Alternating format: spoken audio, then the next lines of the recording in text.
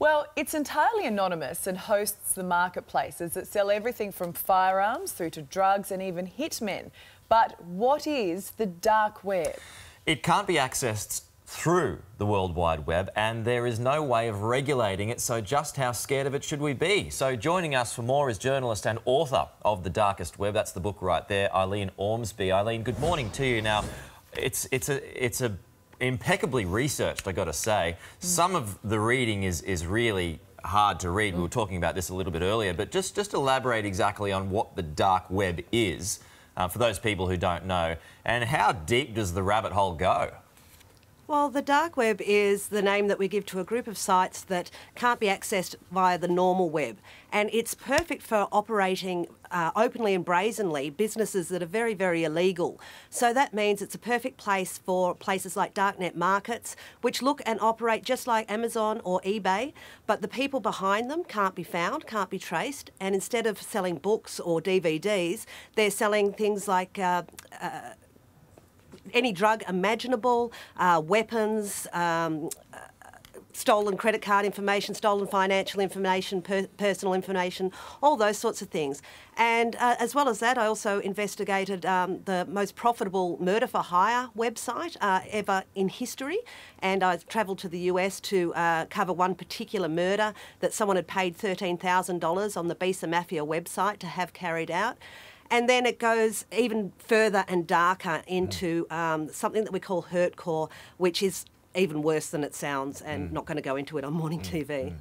I mean, I did find the book really disturbing. There were sections of it that I actually found I couldn't read. But this is a really dangerous world that you were delving into. Did you ever fear for your safety at any point? Look, most of the time, no. The darknet markets were run as businesses, and I didn't, you know, they actually did not mind having people in there that knew about them. They were looking for customers. The only time I was really threatened was when I started reporting on the Bisa Mafia operations, the murder for hire site, and the owner of that one started bombarding me with emails telling me, you know, I didn't know who he was or where he was in the world, but he knew who I was and where I lived. He threatened to put illegal materials onto my computer. He threatened to come after me and my family. But as you can see, I'm still here, so I don't want to spoil the book, but our relationship took a weird sort of turn in the end.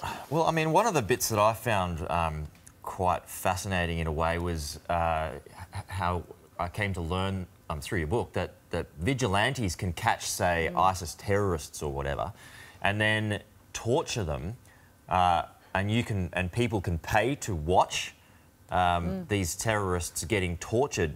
And the more money the person pays, you know, they can start dictating how they want this person tortured, right? I mean, how can police not stop this?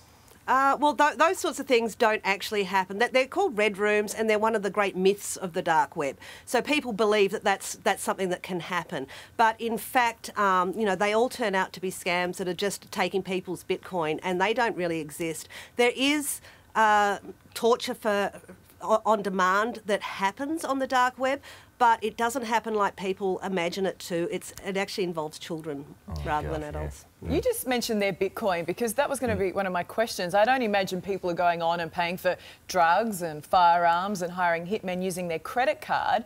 Does it deal with cryptocurrency only? Cryptocurrency is the only way that you can transact on the dark web, and Bitcoin is still the major one that is being used, but there are other cryptocurrencies that are becoming more popular now for transacting on the dark web. Hey, Eileen, is there anything good that can be done with the dark web?